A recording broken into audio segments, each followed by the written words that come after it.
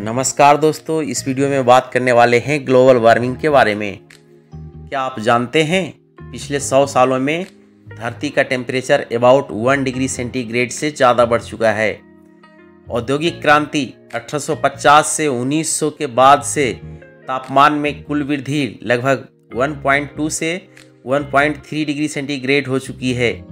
पिछले 50 वर्षों में तापमान वृद्धि की दर दोगुनी हो गई है।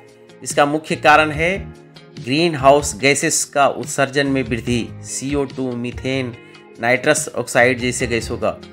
और इसके परिणाम है कि ग्लेशियरों का पिघलना, समुद्री स्तर में वृद्धि, चरम मौसम घटनाओं जैसे हीट वेव, तूफान की संख्या में वृद्धि। अगर मौजूदा ट्रेंड जारी रहा तो 2100 तक तापमान में 2 डिग्री सेंटीग्रेड से अधिक बढ़ सकता है, जो जलवायु परिवर्तन के लिए गंभीर खतरा बन सकता है। अब आपके दिमाग में क्वेश्चन उठ रहा होगा कि ग्लोबल वार्मिंग क्या है, वाई इम्पोर्टेंट, ये हमारी ज़िंदगी, इकोनॉमी और फ्यूचर पे कैसे असर डालता है। ग्लोबल वार्मिंग का तात्पर्य पृथ्वी के औसत तापमान में लगातार हो रही वृद्धि से है। यह मुख्य रूप से ग्रीन हाउस गैसेस की अधिकता के कारण हो रहा है, जो हीट ऑफ सन को वायुमंडल में रोककर धरती को गर्म कर रही है। ग्लोबल वार्मिंग के बहुत सारे कारक हैं। उसमें फर्स्ट नंबर आता है ग्रीन हाउस गैसेस का उत्सर्जन। Carbon dioxide, methane, nitrous oxide और क्लोरोफ्लोरोकार्बन जैसी गैसें वातावरण में गर्मी को ऑब्जर्व कर लेता है। नंबर सेकेंड आता है वनों की कटाई। पेड़ पौधे कार्बन डाइऑक्साइड अवशोषित करते हैं। वनों की कटाई से कार्बन डाइऑक्साइड की मात्रा बढ़ जाती है। नंबर थर्ड आता है उद्योगों और वाहनों से प्रदूषण। कारखानों, बिजली संयंत्रों, वाहनों से निकलने वाले धुआं वायु को प्रदूषित करता है और ग्रीन हाउस गैसों की मात्रा को बढ़ाता है। नंबर 4 आता है अत्यधिक ऊर्जा की खपत। जीवाश्म ईंधन, कोयला, पेट्रोल, डीजल के जलने से बड़ी मात्रा में ग्रीन हाउस गैसें उत्सर्जित होती है। नंबर 5 आता है कृषि और पशुपालन। धान की खेती और पशुओं से निकलने वाली मीथेन गैस भी ग्लोबल वार्मिंग में योगदान देती है। और इसके प्रभाव क्या हैं ग्लोबल वार्मिंग के? नंबर फर्स्ट, ग्लेशियर का पिघलना। ध्रुवीय क्षेत्रों में बर्फ तेजी से पिघल रही है, जिससे समुद्रों का जल स्तर बढ़ रहा है। नंबर सेकेंड आता है समुद्री जल स्तर में वृद्धि।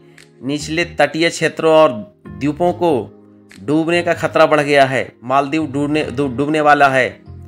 नंबर थर्ड आता है मौसम परिवर्तन। अत्यधिक गर्मी, ठंड, वर्षा और तूफान की आवृत्ति और तीव्रता बढ़ गई है। नंबर 4 आता है सूखा और बाढ़। जलवायु असंतुलन के कारण कहीं भारी वर्षा तो कहीं सूखे की समस्या उत्पन्न हो रही है। नंबर 5 आता है जैव विविधता पर प्रभाव। कई प्रजातियां विलुप्त होने की कगार पर है, जिससे पारिस्थितिकी तंत्र प्रभावित हो रहा है। आपको स्कूल में बताया भी गया होगा पारिस्थितिकी तंत्र के बारे में। नंबर 6 आता है स्वास्थ्य पर प्रभाव। बढ़ते तापमान के कारण हृदय रोग, skin disease, heat stroke, cancer, dengue और मलेरिया जैसी बीमारियां बढ़ रही है। बाद नंबर 7 आता है प्रजातियों की विलुप्तीकरण। पोलर बियर, कोरल रेफ्स का डैमेज होना। ग्लोबल वार्मिंग को रोकने के बहुत सारे उपाय भी हैं दोस्तों, उसके बारे में जानना हम लोगों को बहुत ही ज़रूरी है। नंबर फर्स्ट आता है नवीकरण ऊर्जा का उपयोग। सौर ऊर्जा, पवन ऊर्जा और जल विद्युत ऊर्जा को अपनाना चाहिए। नंबर सेकेंड आता है वृक्षारोपण को बढ़ावा। अधिक से अधिक पेड़ लगाने से कार्बन डाइऑक्साइड का स्तर कम किया जा सकता है। नंबर थर्ड आता है ऊर्जा संरक्षण। बिजली और ईंधन की खपत को कम करना चाहिए। ग्रीन टेक्नोलॉजी का विकास। नंबर 4 आता है पर्यावरण अनुकूलन तकनीकों का उपयोग करना चाहिए, जैसे इलेक्ट्रिक वाहन और जैविक कृषि करना चाहिए। नंबर 5 आता है कचरे का पुनः उपयोग और पुनर्चक्रण, जिसको रिसाइकल और रीयूज भी बोलते हैं। प्लास्टिक कचरे को कम करना और रिसाइकलिंग को बढ़ावा देना चाहिए। नंबर 6 आता है प्रदूषण नियंत्रण। उद्योगों और वाहनों से निकलने वाले धुएं को नियंत्रित करने के लिए सख्त नियम लागू करने चाहिए। नंबर 7 आता है जन जागरूकता अभियान। लोगों को वैश्विक ऊष्मीकरण ग्लोबल वार्मिंग के खतरों के प्रति जागरूक करना आवश्यक है।